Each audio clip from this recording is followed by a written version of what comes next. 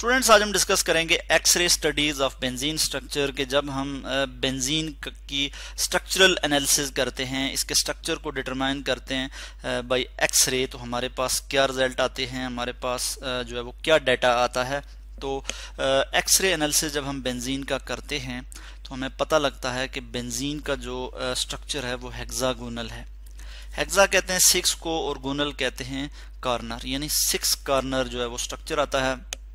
और यानी 6 कॉर्नर किस तरह से, मैं इस तरह से आपको हेक्सागोनल स्ट्रक्चर शो कर सकता हूँ। यहाँ पे बेंजीन का ये जो है यानी बेंजीन का स्ट्रक्चर है, हर कॉर्नर जो है वो रिप्रेजेंट कर रहा है किसको जी, एक कार्बन को रिप्रेजेंट कर रहा है। और इस तरह से अल्टरनेट डबल और सिंगल बॉन्ड भी इसमें होंगे, ठीक है। तो ये जो है स्ट्रक्चर है बेंजीन का। 6 कार्बन है तो मैं यहाँ पे लिख लूँगा C6 और एक हाइड्रोजन भी होगा इसमें, तो मैं लिखूँगा 6 हाइड्रोजन भी है इसमें, हर कार्बन के साथ एक हाइड्रोजन होगा तो C6H6। ये इसका जो है मॉलिक्यूलर फार्मूला हमारे पास आ जाता है।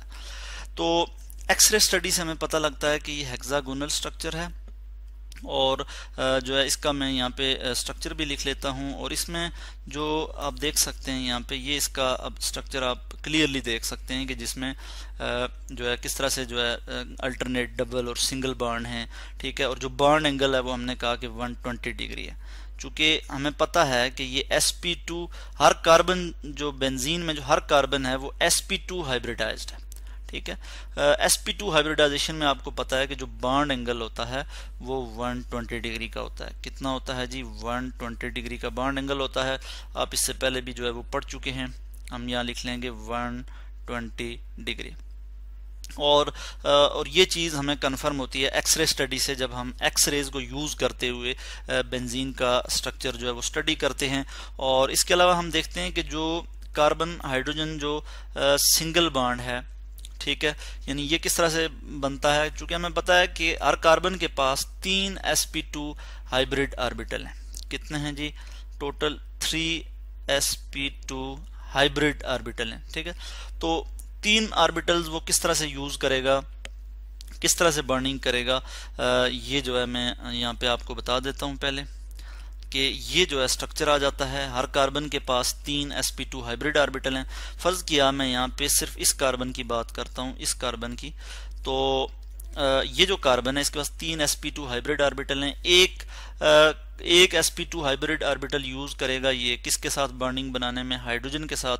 तो हाइड्रोजन के पास s ऑर्बिटल है तो sp2s ओवरलैप के नतीजे में एक सिग्मा बॉन्ड हाइड्रोजन के साथ बनाएगा। यानी मैं यहाँ पे अगर इस तरह से लिख लेता हूँ कि कार्बन जो है वो एक बॉन्ड जो है वो हाइड्रोजन के साथ बनाएगा, ठीक है, सिग्मा बॉन्ड बनेगा।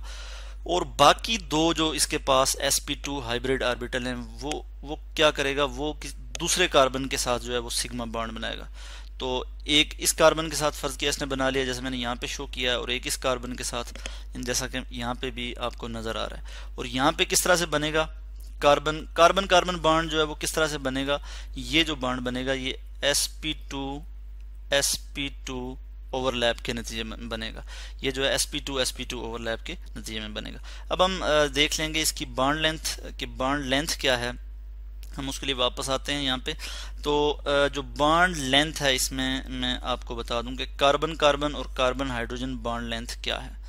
इस चीज़ को मैं यहाँ पे लिखता हूँ कि सबसे पहले मैं डिस्कस करता हूँ कार्बन कार्बन बॉन्ड लेंथ। तो carbon carbon bond length x ray study से हमें पता लगता है कि 1.397 एंगस्ट्रॉम जो है ये इसकी जो है वो बॉन्ड लेंथ है, कार्बन कार्बन बॉन्ड लेंथ। और कार्बन हाइड्रोजन जो बॉन्ड लेंथ है वो हमारे पास क्या आ जाती है इस केस में, वो है जी 1.09 एंगस्ट्रॉम। 1.09 एंगस्ट्रॉम जो है ये कार्बन हाइड्रोजन जो है वो बॉन्ड लेंथ है।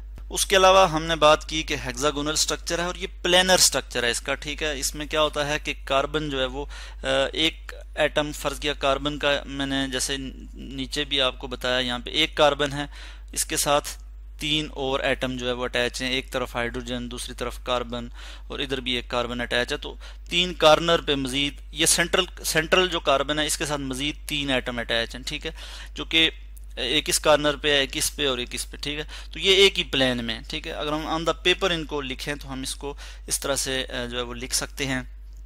तो इनको हम कहते हैं प्लेनर, ठीक है।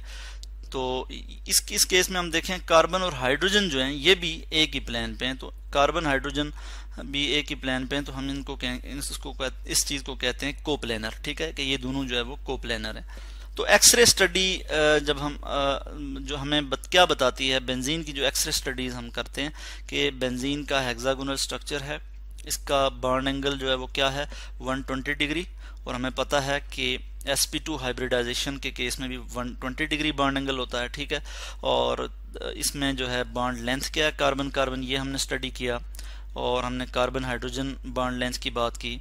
ठीक है, और इसके अलावा हमने जो है वो एक जो है वो स्ट्रक्चर देखा हमने, यानी हमने ऑर्बिटल जो है वो डायग्राम भी देखी कि किस तरह से sp2 हाइब्रिड ऑर्बिटल जो है वो आपस में लिंक अप होते हैं। और हमने यहाँ पे देखा कि बेंजीन में जो है वो अल्टरनेट डबल और सिंगल बॉन्ड होते हैं। ठीक है, 3 जो है वो डबल बॉन्ड है और 3 जो है वो सिंगल बॉन्ड है।